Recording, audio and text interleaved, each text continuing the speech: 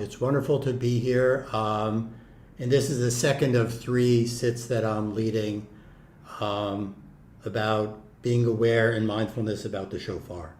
And as I started last week, I'm going to start with that line from Psalm 27 that we read every day during this period, Achat Sha'alti. First, just as a nigun, then if you want to join with the words.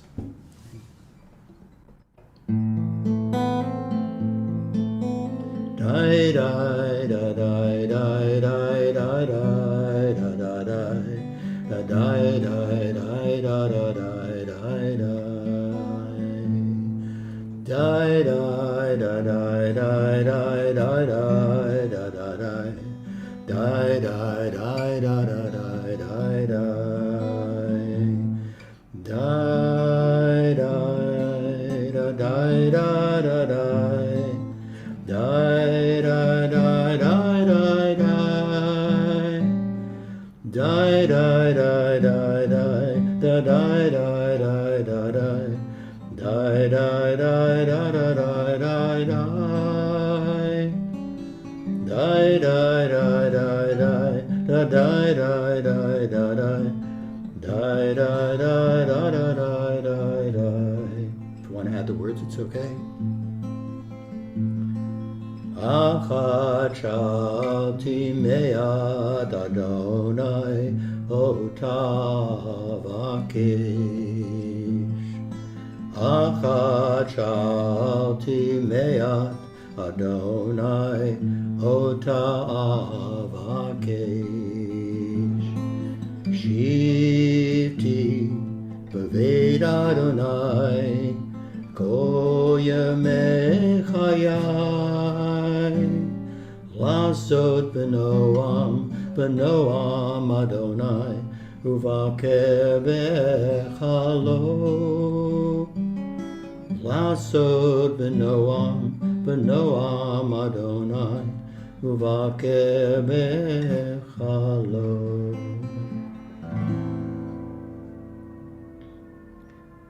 And the translation of this that I love from Rabbi Sheila Peltz-Weinberg: I seek only one thing alone, to connect to this moment, nowhere else. Only this, nothing less, my palace in time. Which is one of the kavanah for hearing the shofar. When we hear the shofar, to be present with the sounds and what it arises in us. So to just preview the structure of what we're going to be doing, first, I'm going to tell the story. Then we're going to do a teaching. Then I'm going to sound the shofar and we're going to do a sit. So the shofar is going to come in the middle as the setting for the sit. So I'm going to tell a story of my brother, Sam. We called him in the family Sandy. And we just finished Shloshim yesterday. And my brother was a professor of medicine at University of Michigan, Ann Arbor, an amazing person and an amazing physician in hematology and oncology. And he told his story a number of years ago about an interaction that he had with a patient that I want to share with you. And as a tertiary care physician, he'd see very difficult patients from around Michigan, and they'd come from all parts. They'd travel like 4 or 5 hours. And for those of you who may be from Michigan or maybe Ann Arbor, you know it takes a while to get from the Upper Peninsula down to Ann Arbor. And people who grow up in the Upper Peninsula may not be the same. It's a different environment than if you're in Ann Arbor. And I think Josh would probably testify to that. So he saw this patient from the Upper Peninsula for some refractory hematologic condition, and he gives his opinion, and then he finishes the consultation, as he always does. Is there anything you want to ask that maybe we didn't cover? And he said, yeah, you know, there is something. Are you one of those Jew doctors? Are you one of those Jew doctors? Now, I ask you to pause.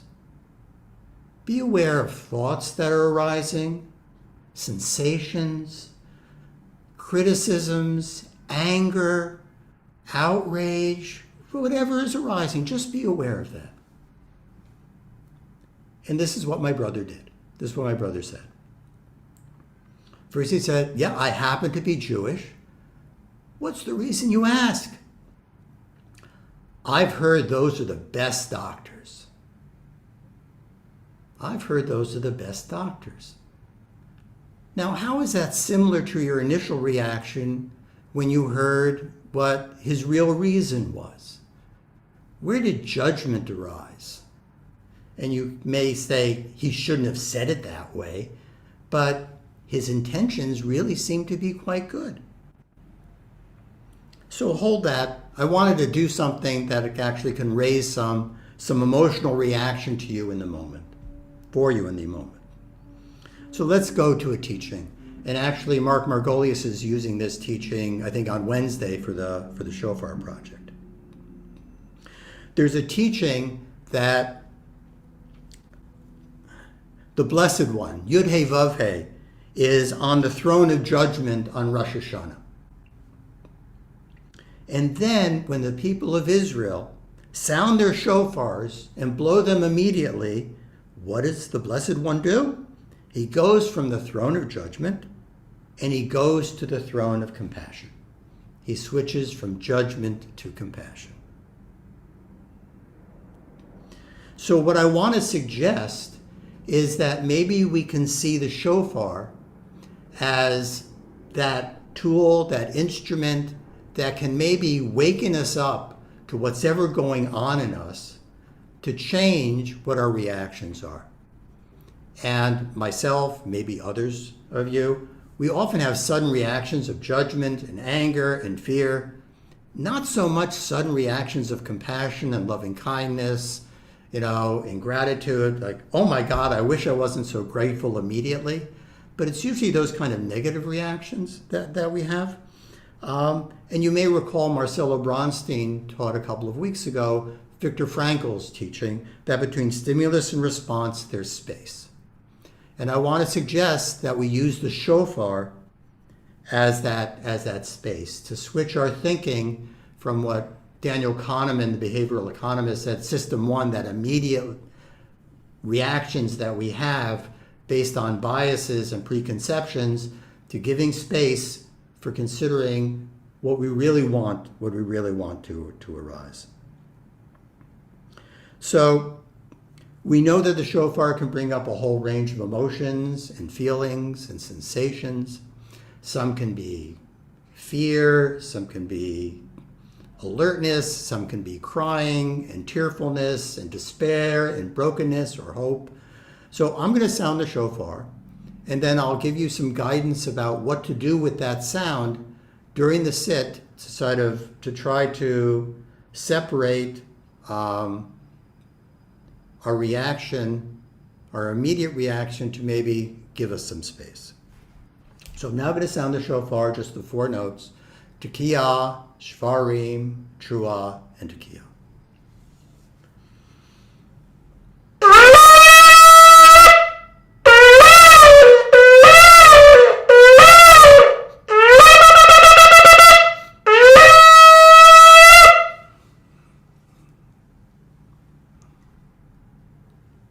And I invite you in an alert, awake posture, whatever way is comfortable.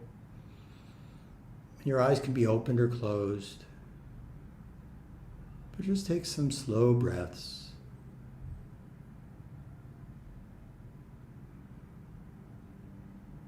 Notice any sensations, notice thoughts.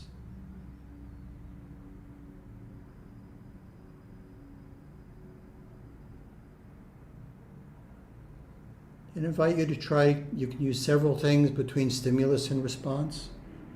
One is in the breath, between the out breath and the in breath. Just notice that impulse to take your in breath before you breathe in.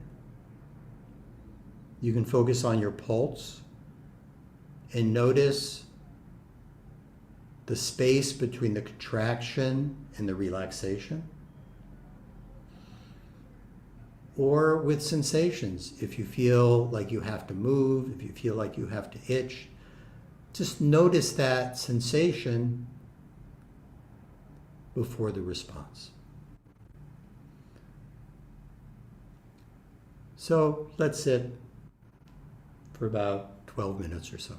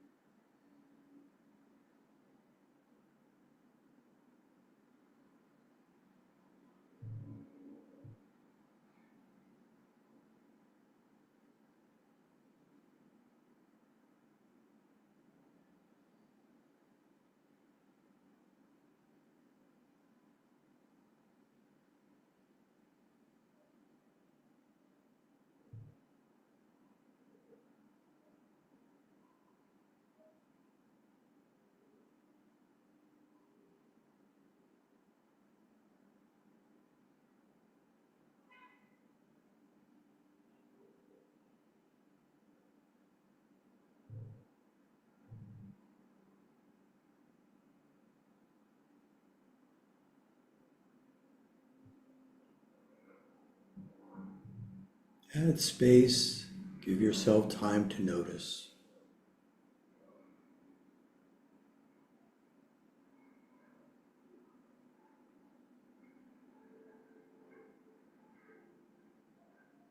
No rush, no sense of urgency.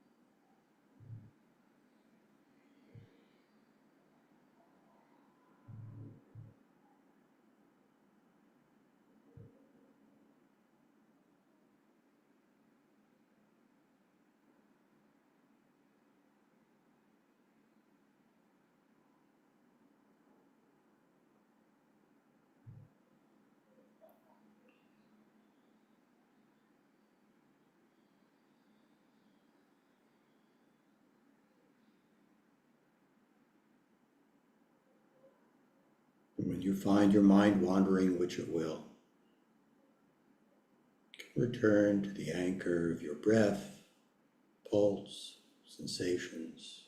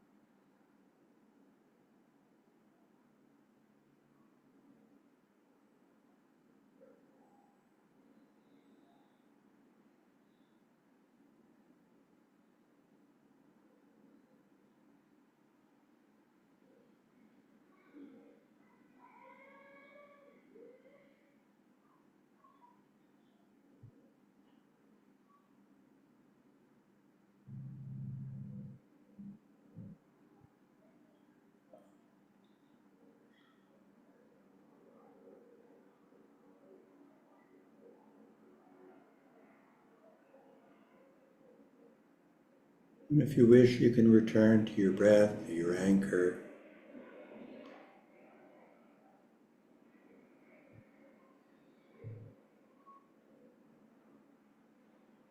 Observe where you are now.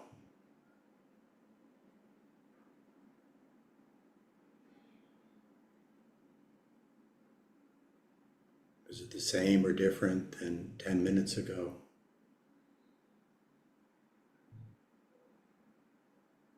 Connecting to this moment, nowhere else.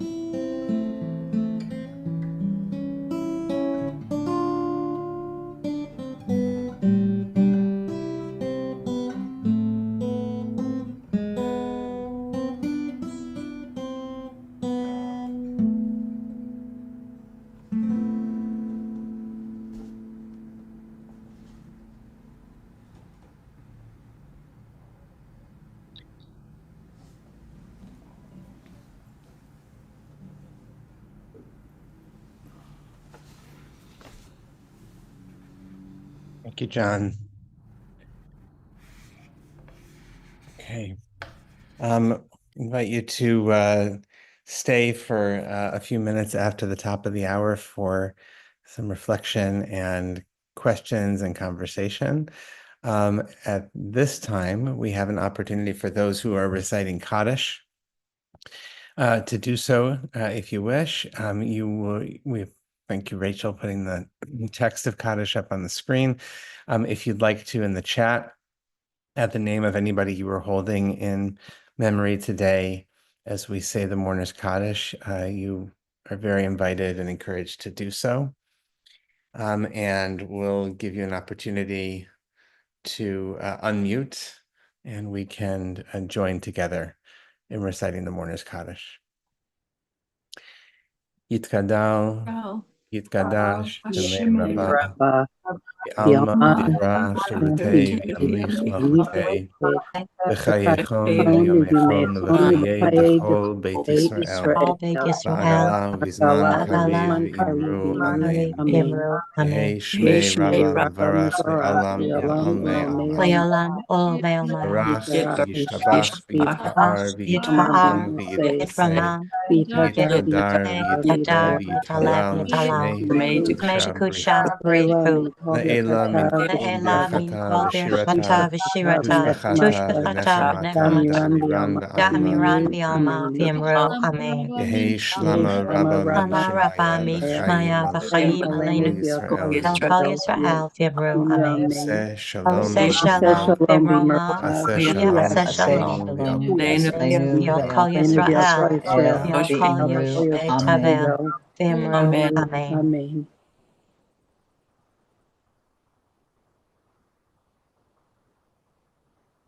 Thank you. Okay.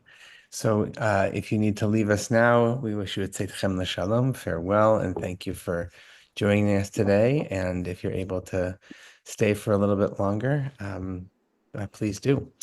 Jon, thank you so much. Always really a pleasure.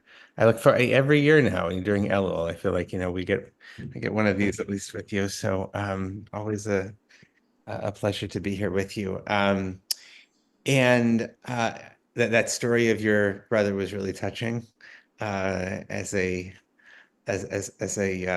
way of tapping into the space between stimulus and response. And then you invited us to think of the shofar, the experience of listening to the shofar is creating more of that room between stimulus and response, which I wonder about. And I see Mir's question there, and we'll get to that in a second. And if you have questions, please, good example there, question in all caps is great.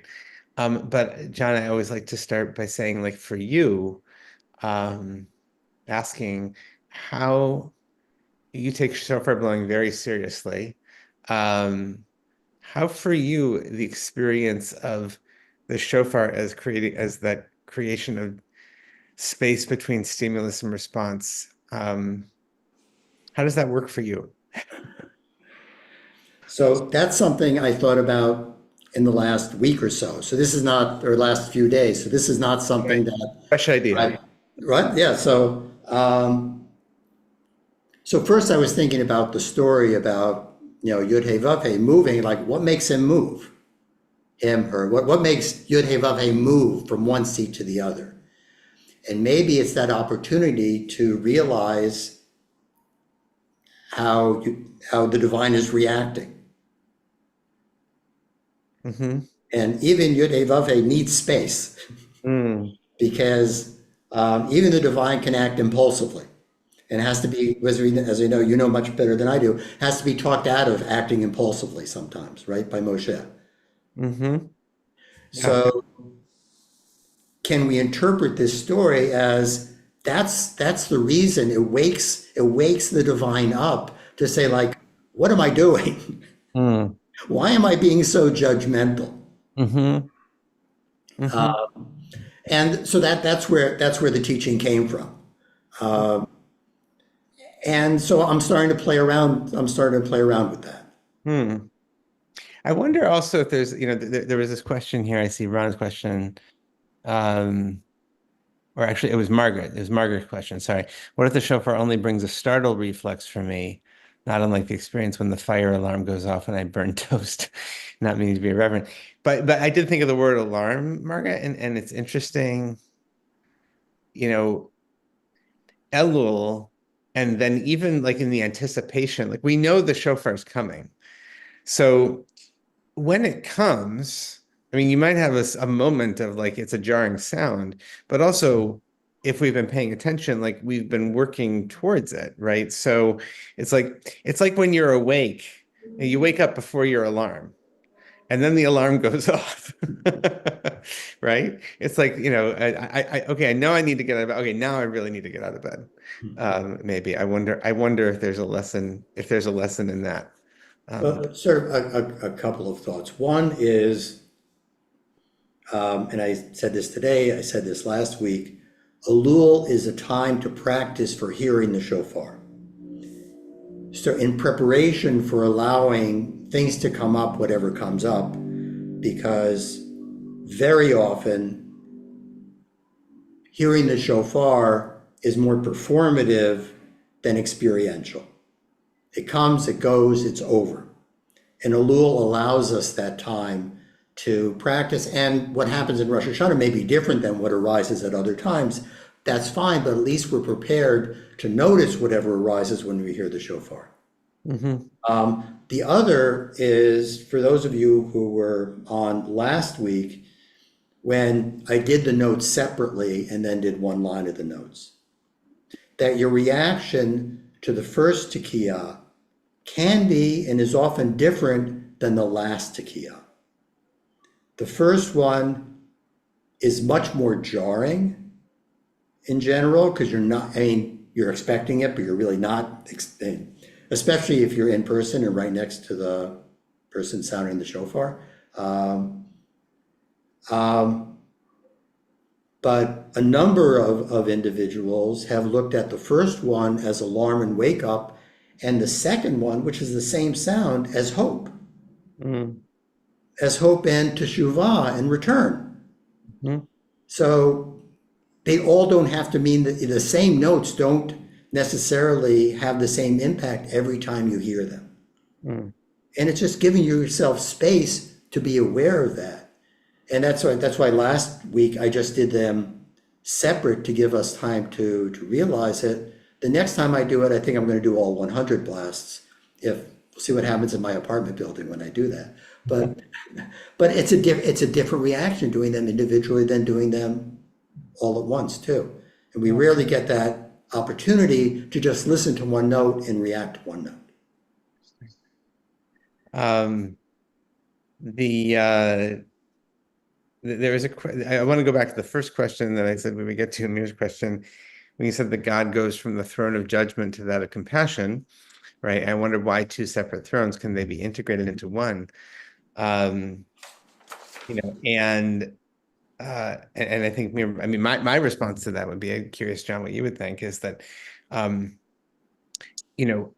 experientially, I mean, yes, I mean, obviously there's everything is a unity, everything is one, especially when we're talking about divinity. And even in human experience, and maybe precisely because it's the human experience, when I'm feeling in a judgmental place, that is a different state and stance than when I'm feeling in a compassionate one. Right? I have to actively, I notice that sense arise in me, and then I try to, let it pass or set it aside so I can occupy a different sort of emotional valence and tap into something different. That's all part of me. It's all, I mean, it's all me. But it is the metaphor of sitting on two different chairs, as it were. I find that to be relatable. I don't know, John, if that. I think it's. I don't have difficulty going from one chair to the other chair, which is like from one emotional state to another emotional state. It's, I mean, you can be as, obviously, I don't take it concretely, that there's furniture and you're moving the furniture around, The divine furniture, the divine furniture. That must be one heck of a chair. It's actually a throne is often how it's called, of those kisei hadin and kisei harachamim, so chair, but in reference to God, usually that's translated as throne, which is also an interesting question. What makes But that's the translation I have, rises from the throne of judgment and sits upon the throne of compassion. Yeah, yeah. Um, uh, but I think the more important for me is how I'm going from one place to another place. yes, yes, right. How we can. It's also interesting when you mentioned before. There's a prayer that's part of the traditional High Holiday liturgy that actually comes from the Talmud of um, uh, I think I may have mentioned it on a sit recently or someplace I was teaching, that uh, we pray that God, just as Abraham overcame his natural inclination um, in order to put Isaac on the altar. Okay, that's a problem. But then it says, so too, we hope you overcome, the inclination towards judgment and instead, practice compassion. So set aside for a second the problematics of the Akedah, of Binding of Isaac story, that's its own thing. But just the move of the word in the Talmud there and in the prayer is kibush, right? Is like conquering, which is not one we tend to use in IJS speak, but noticing and moving. We could say it's the same move of notice and move from the judgmental place to the compassionate one. But that's also it also comes up as a point of reflection. Possibly there is something deeply inside the rabbinic understanding of Rosh Hashanah anyway, about this move towards compassion and acknowledging some of the harsher emotions that are present. And it's interesting, as I mentioned briefly, the default is judgment, the default's not compassion. For many of us, it's whatever goes with judgment, anger, whatever. Yeah. You want to add to that, rather than the sudden impulse to be compassionate. Yeah. Yeah. I also often like to point out that like there's a problem in English anyway, that judgment um judgment is a good thing, right? Exercising good judgment is a good thing. Judgmentalism, right, is the thing that we want to avoid, is the knee-jerk judgment. But like the notion of judgment as discernment is Right. the notion of judgment as judgmentalism, that has a negative valence and kind of looking down your nose, or that thing that creates more distance between the thing or the person that is being judged. That's the thing that we're trying Right. to I think discernment's a better word, and I'll give a brief jury duty story that I think it was 2019. It could have been 20. I'm pretty sure it was 2019. I served on federal jury for the Southern District, and I won't get into the details of the case, but it was in the New York Times when this person was indicted. It was a guard at a homeless shelter who was indicted for undue force against the homeless person who had a knife and whatever. And there was a video. And I was on this jury, which was amazing because I'm a psychiatrist who specializes in violent behavior, and why they selected me, whatever. But first, there's such a difference between reacting to a story that you read and being on a jury to have responsibility for your actions and your decisions. It was a world of difference. So, and by the way, the New York Times never printed that this person was acquitted within 2 hours. Okay, he's not guilty within 2 hours. I was foreman of the jury, but the Times didn't cover the whole story. Sorry, anyway. It wasn't fit to print, right? It was a good story when this guy was indicted, but I can get into the other details. But just when you have skin in the game, when you know what's going on and you have responsibility and you have discernment about what you're being shown, it's a world of difference. It's a world of difference. Some great comments in here that are coming up. Just want to acknowledge, if you're not following in the chat, some good comments and reflections as usual. Laura, I want to address Laura's question for a second. Preparing for the high holidays is such a profound journey.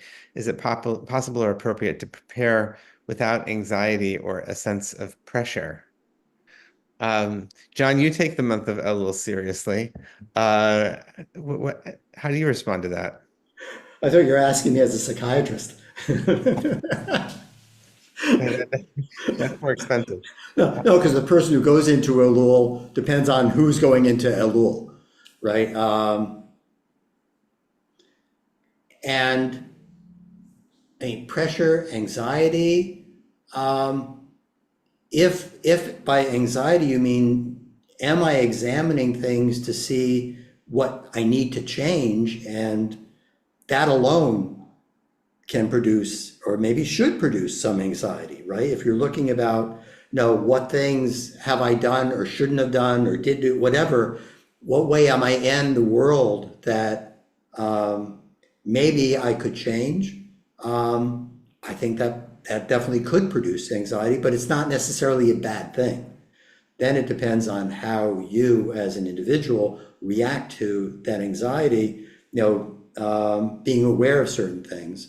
But I think the first thing is just allowing yourself, okay, you're anxious, take a breath, take a pause between that reaction and what your response is to that reaction. Are you reacting to the story that you're telling yourself about what you're anxious about? Or are you reacting to something that's happening? Or you're just create, as all of us do, right? We just create stories about what if and what should have been and what could be, and that in general drives us crazy, right? So I think the most important thing is to take a step back, take a breath, and observe, what seat are you in? Yeah. Is the anxiety bad because you're so judgmental about your anxiety? Or can you be compassionate about your own anxiety? You don't have to take it from the rabbi. You can take it from the psychiatrist. Yeah, and I would just say also, Laura, that like I think this is a different dimension, but like to me, there's a helpfulness to having a deadline. Knowing that like, okay, Rosh Hashanah is coming, right, and it's going to be here.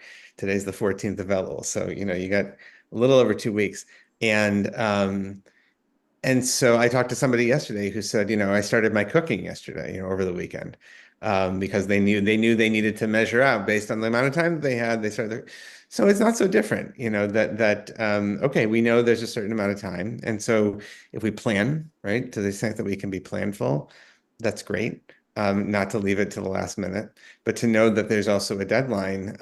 Otherwise, half the time it never gets done. So that also can be helpful. All right. Well, we're at our time. Jon, thank you so much for your teaching, and we'll look forward to the next installment. And thank you everybody for a really lively and beautiful discussion in the chat. And we'll be back same time and channel tomorrow. So until then, be well. Thank you. Thank you all for being here. Thank you, Josh. Thanks. Thanks, Rachel.